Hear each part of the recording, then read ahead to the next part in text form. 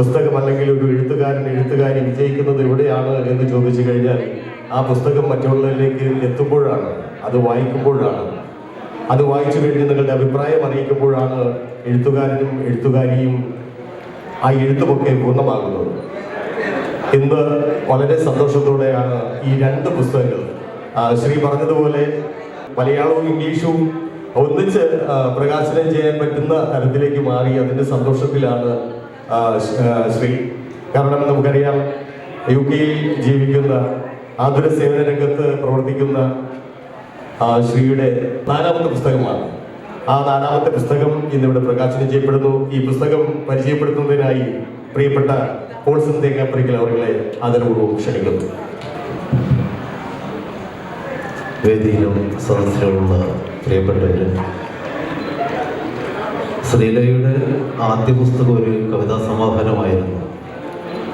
ആ കവിതാ സമാഹാരവുമായിട്ട് വായനപ്പുരയെ സമീപിക്കുമ്പോൾ എന്നോട് പറഞ്ഞത്, ഇതിലുള്ള കവിതകളെല്ലാം എൻ്റെ അനുഭവങ്ങൾ തന്നെയാണ്, അതല്ലെങ്കിൽ എനിക്ക് നേരിട്ട് അറിയാവുന്ന കാര്യങ്ങളാണ് കവിതയായിട്ട് ഞാൻ എഴുതിയിട്ടുള്ളത്.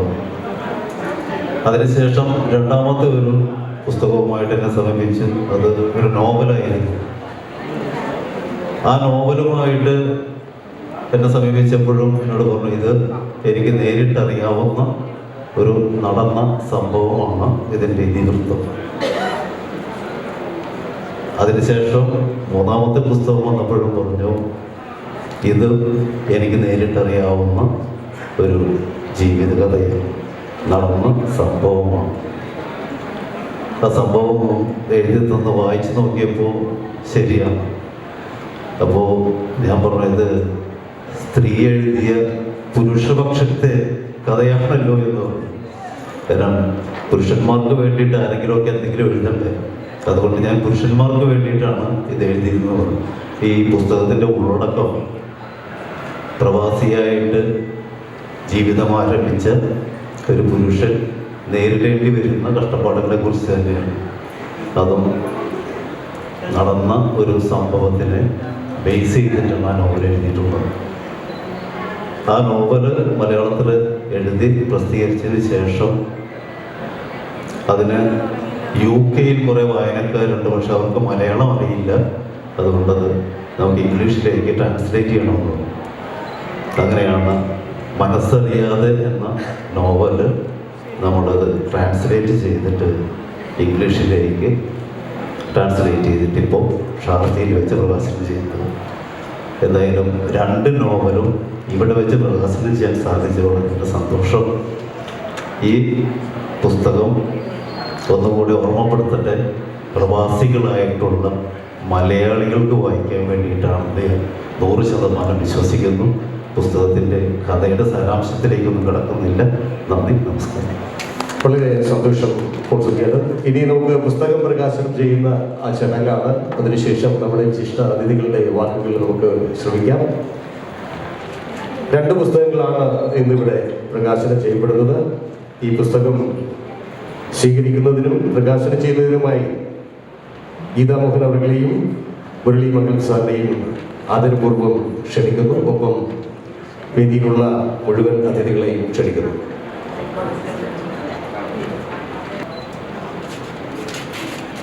ദീർഘനാളത്തെ പരിശ്രമം, ഒരു എഴുത്തുകാരൻ അല്ലെങ്കിൽ എഴുത്തുകാരിയുടെ ശ്രമം അതിന് ഫലം കാണുന്നു, അത് വെളിച്ചം കാണുന്നു എന്നുള്ളത് തന്നെയാണ് ഈ പ്രകാശന കർമ്മം കൊണ്ട് ഉദ്ദേശിക്കുന്നത്.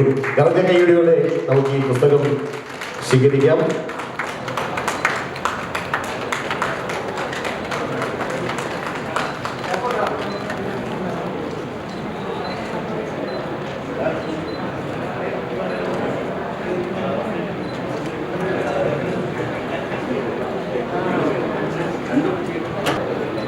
മനസ്സറിയാതെ എന്ന നോവൽ, ഇത് സ്ത്രീപക്ഷ വാദിക്കുന്ന ആളുകൾക്കിടയിൽ നിന്നും ഏറെ ചർച്ച ചെയ്യപ്പെടേണ്ടുന്ന ഒരു വിഷയം, പുരുഷന്മാർക്കായി സംസാരിക്കുന്ന ഒരു പുസ്തകം.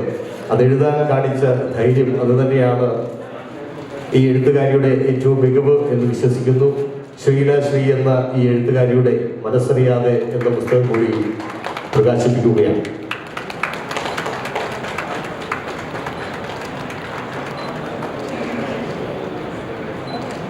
ഇനി ഈ പുസ്തകം വിജയിപ്പിക്കേണ്ടത് വായനക്കാരായ നമ്മൾ ഓരോരുത്തരുമാണ്. ഈ പുസ്തകം നിങ്ങൾ വാങ്ങുക, വായിക്കുക, അഭിപ്രായം അറിയിക്കുക. അത് തന്നെയാണ് ഒരു എഴുത്തുകാരൻ്റെ, എഴുത്തുകാരിയുടെ അല്ലെങ്കിൽ ഒരു പബ്ലിഷറുടെയൊക്കെ തന്നെ ഏറ്റവും വലിയ വിജയം എന്ന് പറയുന്നത്. എല്ലാ എഡിഷനിലും 1, 2, 3 എഡിഷനൊക്കെ കടന്നു പോകണം എന്ന് തന്നെയാണ് നമ്മുടെ എല്ലാവരുടെയും ആഗ്രഹം. ഒരുപാട് സന്തോഷം പുസ്തകം വായനക്കാർക്കായി തുറന്നു കൊടുത്തതിന്. രണ്ടു വാക്ക് സംസാരിക്കുന്നതിനായി പ്രിയങ്കരിയായ എഴുത്തുകാരി ഗീതാ മോഹൻ അവരുടെ സ്നേഹാദരവോടുകൂടി ക്ഷണിക്കുന്നു. എല്ലാവർക്കും നമസ്കാരം.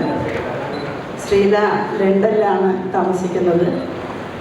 ഇത് ശരിക്കും ശ്രീല ലണ്ടനിൽ നിന്ന് വന്ന് ഇങ്ങനെ ഒരു പുസ്തക പ്രകാശനം നടത്തുന്നത് ഷാർജ അന്താരാഷ്ട്ര പുസ്തക മേളയ്ക്ക് ഒരു അഭിമാനം തന്നെയാണ്. ഇതുപോലെയുള്ള ആളുകൾ ദൂരത്തു നിന്ന് വരുന്നത്. ഒരുപാട് ഇനി എഴുതട്ടെ ശ്രീല. ഞാൻ ഈ പുസ്തകം എന്താണ് ഇതിൻ്റെ കണ്ടന്റ് എന്ന് ഞാൻ ശ്രീലോട് ചോദിച്ചിട്ടുണ്ടായിരുന്നു. അപ്പം പിന്നെ പുരുഷനെ പറ്റി, അതായത് പുരുഷൻ്റെ മനസ്സിനെ പറ്റിയിട്ടാണ് കൂടുതൽ എഴുതിയത്. ആരും ശ്രദ്ധിക്കാതെ പോലെ നമ്മളാണെന്നുണ്ടെങ്കിലും, അതായത് അമ്മ, അച്ഛൻ്റെ മനസ്സാരും എവിടെയും കവിതയിലും അധികം പറയാറില്ല. എല്ലാം അമ്മേനെ പറ്റി. അതുപോലെ എന്നും സ്ത്രീകളുടെ ക്ഷീണം കാര്യം ആണുങ്ങളത് ആരും ശ്രദ്ധിക്കാറില്ല. അപ്പോൾ ഇത് നല്ലൊരു വിഷയമാണ്. ഒരുപാട് ആൾക്ക് ഉപകാരപ്പെടും, ഒരുപാട് വായിക്കപ്പെടും. എല്ലാവിധ ആശംസകളും.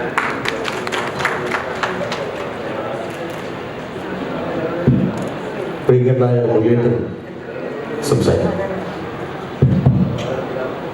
പ്രിയപ്പെട്ടവരെ, ഇരുന്ന് സംസാരിക്കാനുള്ള പ്രശ്നമില്ല.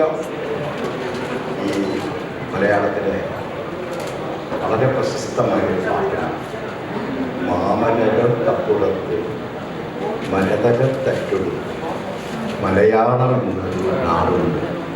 ഞാനതിനൊന്ന് പതുക്കെ മാറ്റിയിട്ട് കടലുകൾക്കപ്പുറത്ത് കായലും തുരുത്തും ചേരുന്നൊരു നാടുണ്ട്, കക്കത്തുരുത്തി നാട്.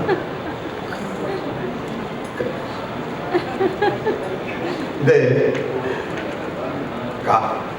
കടലുകൾക്കപ്പുറത്ത് കായലും തുരുത്തും ചേരുന്ന ഒരു നാടുണ്ട്. ആ നാടിൻ്റെ പേരാണ് കാക്കത്തുരുത്തി എന്ന നാട്. ഇവിടെ ഇരിക്കുന്നവരിൽ കുറേ പേര് ആ കാക്കത്തുരുത്തിയിൽ നിന്ന് വന്നവരാണ്. കാക്കത്തുരുത്തി മറക്കരുത്. സംഘകാല സാഹിത്യത്തിലേക്ക് പോയി കഴിഞ്ഞാൽ ഔവ്വയ്യ എന്ന് പറയുന്ന പഴം കുലുക്കി പഴം വീഴ്ത്തിയിരുന്ന മുരുക ഭക്തയായിരുന്ന ഔവ്വയ്യാറിൻ്റെ കൂടി പഴയ ചരിത്രം ഞാൻ പറയുന്നത് വളരെ ബന്ധപ്പെട്ട ഒരു നാടാണ്. ആ നാടിൽ നിന്ന് എനിക്കത് ബന്ധം എൻ്റെ തൊട്ട നാടാണ്. കാരണം ഞാൻ തൃപ്രയാറാണ്, ഗീതേച്ചി ഇപ്പോൾ ഗുരുവായൂരാണ്, ഞാനും ഗുരുവായൂരാണ്. അപ്പം യഥാർത്ഥത്തിൽ കുറേ തൃശ്ശൂരുകാരുടെ അത് ദൃശ്യം അവിടെ ഇരിക്കുന്നുണ്ട്. നിങ്ങളുടെ ഒരു തൃശ്ശൂർ ബന്ധം, അതോടൊപ്പം ശ്രീലയുടെ സുഹൃത്തുക്കൾ, ഇവരൊക്കെ കൂടി ചേരുന്ന ഈ സദസ്സിൽ ശ്രീലയുടെ ഒരു പുസ്തകം, അത് കടലുകളൊക്കെ കഴിഞ്ഞ് ആകാശത്തിൻ്റെ അപ്പുറത്ത് ലണ്ടനിൽ നിന്നാണ് വരുന്നത്. എന്തൊരു സന്തോഷമാണ്. നമ്മൾ പറയില്ലേ, ഈ ചില സന്ദർഭങ്ങളിൽ നമുക്കുണ്ടാകുന്ന ഒരു കോരിത്തെരിപ്പ് എന്നൊക്കെ നമ്മൾ പറയും. നമ്മളെവിടെങ്കിലുമൊക്കെ പോകുമ്പോൾ, നാട്ടുകാരെ കാണുമ്പോൾ, അവരുമായിട്ട് സംസാരിക്കുമ്പോൾ, അവരുമായിട്ട് എന്തെങ്കിലുമൊക്കെ ഇങ്ങനെ പറഞ്ഞിരിക്കുമ്പോൾ നമുക്ക് കിട്ടുന്നൊരു സന്തോഷമുണ്ട്. ആ സന്തോഷത്തിൻ്റെ ഒരവസ്ഥയിലാണ് ഞാൻ ഇരിക്കുന്നത്. ഇതോടൊപ്പം ഈ നോവലിനെ കുറിച്ച് പറയുന്നതിന് മുമ്പ്, കാരണം ഈ നോവല് കഥ അതിനപ്പുറം ഞാൻ സ്നേഹിക്കുന്നത് കവിതയുടെ ലോകമാണ്. ശ്രീലയുടെ കവിതാ സമാഹാരത്തിലെ ഒരു ചെറിയ കവിത പറഞ്ഞുകൊണ്ട് ഞാൻ ഈ ആശംസ അല്ലെങ്കിൽ ഇതിൻ്റെ ഭാഗമായി ചേരുന്നു. നിങ്ങൾ ക്ഷമിക്കുക. ഇതിൽ വന്ദേ മാതരം എന്നൊരു കവിതയുണ്ട്. ഞാനിത് പറയുന്നത് രാജ്യത്തോടുള്ള സ്നേഹത്തിൻ്റെ ഭാഗം കൂടിയാണ് എഴുത്ത് എന്ന് പറയുന്നത്.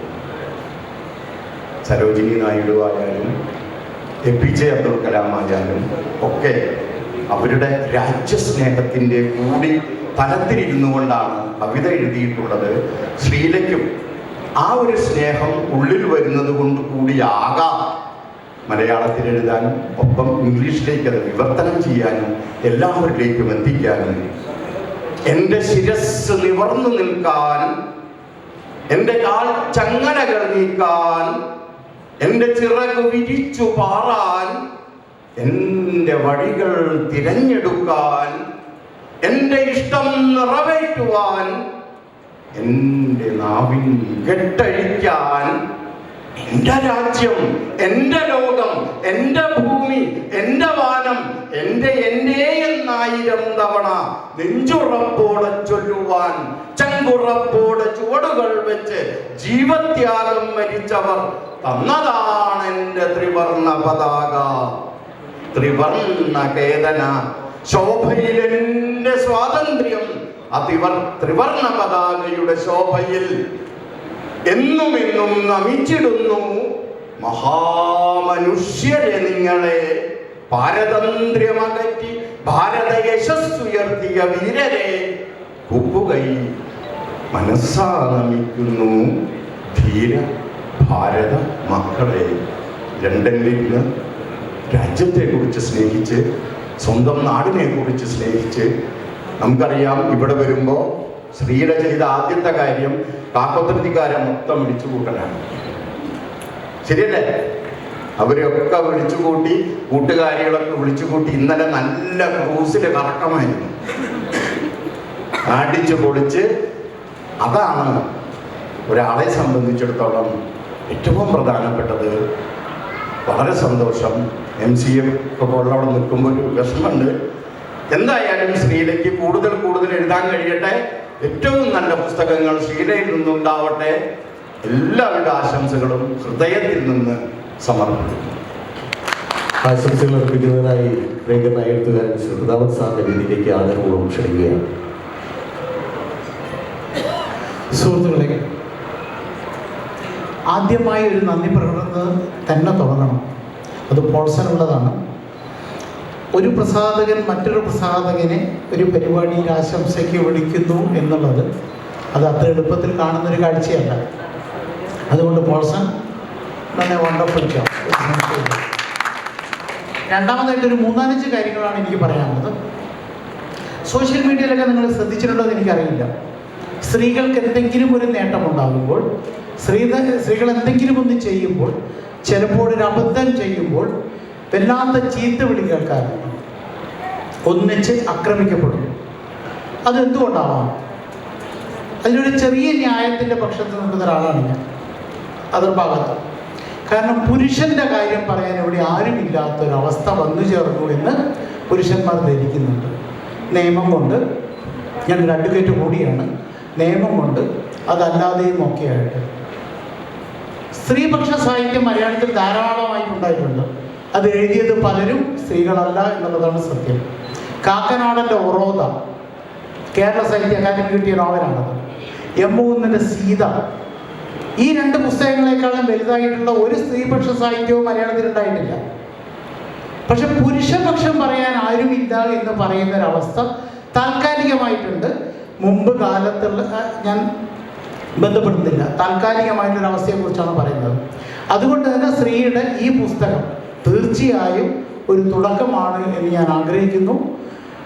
അതങ്ങനെ ആവട്ടെ എന്ന് ഞാൻ പ്രാർത്ഥിക്കുകയും ചെയ്യുന്നു. ഒന്നാമതായിട്ട്.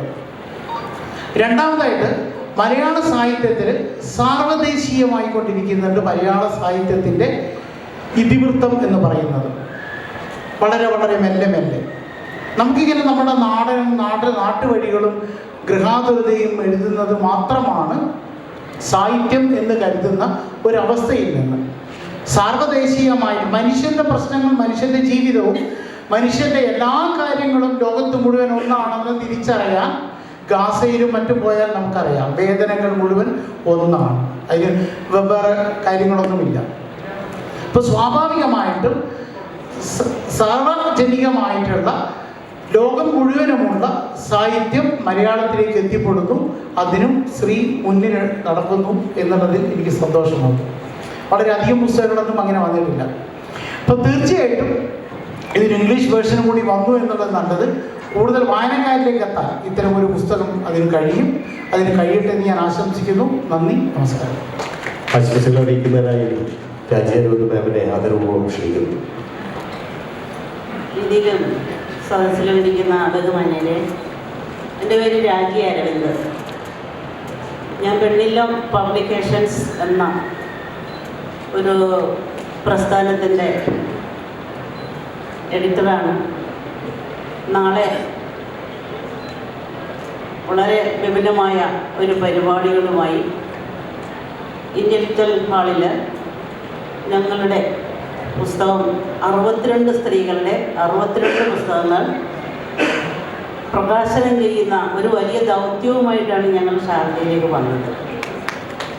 അപ്പോഴാണ് ശ്രീല എന്നെ വിളിച്ചിട്ട് പറഞ്ഞു, നാളെ ഇന്നലെയാണ് എൻ്റെ പുസ്തക പ്രകാശനമുണ്ട്, മാഡം ഒന്ന് പങ്കെടുക്കുമോ എന്ന് ചോദിച്ചു. ഞാൻ എൻ്റെ സംഘാടകരുമായിട്ട് ആലോചിച്ചു. അപ്പോൾ അനുമതി തന്നു. ഞാൻ അങ്ങനെ ഈ പരിപാടിയിൽ പങ്കെടുത്തു. നാളെ എൻ്റെ ആ മഹത്തായ സംരംഭത്തിന് നിങ്ങളെ എല്ലാവരെയും ഇന്റലക്ച്വൽ ഹാളിലെ ആ വേദിയിലേക്ക് സ്നേഹപൂർവ്വം ആദരപൂർവ്വം ക്ഷണിച്ചുകൊണ്ടാണ് ഞാൻ എൻ്റെ കർത്തവ്യത്തിലേക്ക് പുറപ്പെടുന്നത്. ശ്രീലയുടെ പുസ്തകം മനസ്സറിയാതെ എന്നുള്ളത് ഇംഗ്ലീഷിലും മലയാളത്തിലും ഉണ്ട്. അതിൻ്റെ ഇതിവൃത്തത്തെക്കുറിച്ച് ഇവിടെ നേരത്തെ സംസാരിച്ച എല്ലാവരും സൂചിപ്പിച്ചിട്ടുണ്ട്. പുരുഷന്മാർക്ക് വേണ്ടി വാദിക്കുന്ന അല്ലെങ്കിൽ പുരുഷന്മാർക്ക് വേണ്ടി സംസാരിക്കുന്ന ഒരു പുസ്തകം, അതാണ് ശ്രീലയുടെ പുസ്തകം. ഈ സമയത്ത് എനിക്ക് പറയാനുള്ളത് എൻ്റെ പെണ്ണില്ലം എന്നുള്ള പ്രസ്ഥാനത്തെക്കുറിച്ചാണ്. പെണ്ണില്ലം എന്നുള്ളൊരു പ്രസ്ഥാനം കണ്ണൂർ ജില്ലയിൽ, കേരളത്തിലെ കണ്ണൂർ ജില്ലയിൽ 1 വർഷത്തിന് മുമ്പ് രൂപീകരിക്കപ്പെട്ടൊരു സംഘടനയാണ്. അതിൽ എഴുതാൻ കഴിവുണ്ടായിട്ടും അവസരങ്ങൾ ലഭിക്കാതെ പിന്നോട്ട് നിന്ന ഒരു വിഭാഗം വനിതാ എഴുത്തുകാരെ മാത്രം ആണ് അതിലേക്ക് ഞങ്ങൾ കൂട്ടിയത്. അവരുടെ എഴുത്തിൻ്റെ സവിശേഷമായ പ്രത്യേകത കൊണ്ട് 3 പുസ്തകങ്ങൾ പ്രസിദ്ധീകരിച്ചു. അതിന് 4-മത്തത് 62 പുസ്തകങ്ങൾ ഞങ്ങൾ തയ്യാറാക്കിയിട്ടുണ്ട്. അപ്പം ഞാൻ പറഞ്ഞു വന്നത് ഞങ്ങളുടെ പെണ്ണിലത്തെക്കുറിച്ച് പുകഴ്ത്താനല്ല. അതിൻ്റെ ലക്ഷ്യം പിന്നോട്ട് അവസരങ്ങൾ നിൽക്കാതെ പുരുഷന്മാരാൽ പിന്തള്ളപ്പെട്ട് നിന്ന അല്ലെങ്കിൽ അവസരങ്ങൾ കൊടുക്കാതെ എഴുത്തിൻ്റെ ലോകത്തേക്ക് വരാൻ കഴിയാതിരുന്ന ഒരു വിഭാഗം സ്ത്രീകളെ കൂട്ടിയിട്ടാണ് ഞങ്ങൾ ആ പ്രസ്ഥാനത്തിന് രൂപം കൊടുത്തത്. അപ്പോൾ ആ സമയത്ത് പറഞ്ഞിരുന്നു, പെണ്ണില്ലം ആണെങ്കിൽ ആണുങ്ങൾക്ക് വേണ്ടി സംസാരിക്കാൻ ഇവിടെ ആരുമില്ലേ എന്ന് ചോദിച്ചിരുന്നൊരു അവസരം ഞാൻ പലപ്പോഴും ഞങ്ങളോട് ചോദിച്ചിട്ടുണ്ട്. അതിനൊരു മറുപടിയാണ് ഇവിടെ ശ്രീല കൊടുത്തിരിക്കുന്നത്. എന്ന് പറഞ്ഞാൽ പെണ്ണുങ്ങൾക്ക് വേണ്ടി മാത്രമല്ല, പെണ്ണുങ്ങൾ ആണുങ്ങളെ തഴഞ്ഞുകൊണ്ടായിരുന്നില്ല പെണ്ണില്ലത്തിൻ്റെ മുന്നോട്ടുള്ള പോക്ക്. അവിടെ പുരുഷന്മാർ തന്നെയായിരുന്നു ഞങ്ങൾക്ക് പ്രോത്സാഹനം തന്നിട്ടുള്ളത്. പക്ഷേ ഇതേപോലെ പുരുഷന്മാർക്ക് അവരുടെ പ്രവാസ ലോകത്ത് അവരനുഭവിച്ച വിഷയങ്ങൾ അക്കമിട്ട് തിരുത്തി അതിന് ന്യായങ്ങളും മറുപടികളും കൊടുത്തുകൊണ്ട് മനസ്സറിയാതെ എന്ന പുസ്തകം പുരുഷന്മാർക്ക് വേണ്ടി നേരത്തെ ഇവിടെ സൂചിപ്പിച്ച പോലെ പുരുഷൻ പക്ഷത്ത് നിന്നുകൊണ്ട് പുറത്തേക്ക് കൊണ്ടുവന്ന ശ്രീലയ്ക്ക് പെണ്ണില്ലത്തിൻ്റെ പേരിൽ ഹാർദവമായ സ്വാഗതം, നന്ദിയും സ്നേഹവും അറിയിക്കുകയാണ്. പെണ്ണുങ്ങൾക്ക് ഇത് കഴിയും എന്നുള്ള ഒരു തെളിവ് ഇവിടെ നൽകുന്നു. ഞാൻ നന്ദി നിർത്തുന്നു. ഇനി ഇങ്ങനെ ഒരു അവസരം തന്ന ഇതിൻ്റെ സംഘാടകർക്കും ശ്രീലയ്ക്കും പ്രത്യേകം നന്ദി. എഴുത്തുകാരിയുടെ മറുപടിക്കായി നമ്മൾ കാത്തിരിക്കുന്നു. പ്രിയ എഴുത്തുകാരി ശ്രീലശ്രീയെ ക്ഷണിക്കുന്നു. ഒരുപാട് സന്തോഷമുണ്ട് ഇങ്ങനെ ഒരു വേദിയിൽ നിൽക്കാൻ കഴിഞ്ഞാൽ.